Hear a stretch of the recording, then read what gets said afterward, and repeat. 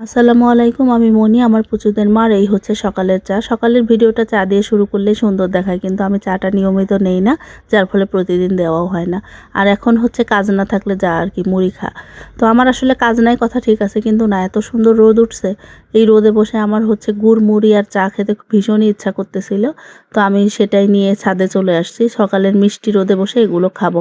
তো আজকে সূর্যটা উঠছে, খুবই সুন্দর দেখাচ্ছে দেখেন। আর সূর্য ভিডিও করতে গেলে আমার শুধু ফোনটা ঘুরাইতে মন চায়, ওই যে রশ্মিগুলো ঘুরে ওটা দেখতে ভাল লাগে। মুড়ি খাওয়ার কতক্ষণ পরে আমার আবার ক্ষুধা লেগে গেছে, আবার নিচে নামছি, নেমে হচ্ছে ভাত আনছি, সেটাই খেয়ে নিচ্ছি। ডক্টর আমাকে বলছে যে ওয়েট লুজ করার জন্য, কিন্তু ওয়েট শুধু গেইন হয়েই যাচ্ছে। তারপরে আমার ছেলে টিউটোরিয়াল ভিডিও দেখে। কাম কাম এল এল কাম কাম কাম করে কয় বলো ওয়েলকাম। ললকাম ওয়েলকাম।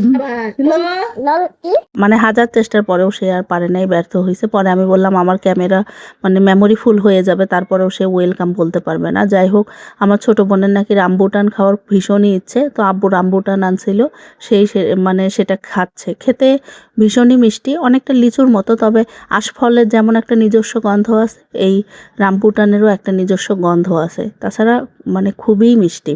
আর রাতের খাবার ছিল আমাদের এলাকার বিখ্যাত হচ্ছে পালং শাক আলু দিয়ে মাছের মাথা দিয়ে চচ্চড়ি। খুবই পছন্দ আমার পালং শাক, আর এই চচ্চড়ি তো খেতে অনেক মজা। তো এই ছিল ব্লগ, কেমন লাগলো অবশ্যই কমেন্ট করে জানাবেন। ভালো লাগলে একটা রিয়্যাক্ট কমেন্ট করে দেবেন। সবাই ভালো থাকবেন, আজ এই পর্যন্ত। আল্লাহ হাফেজ।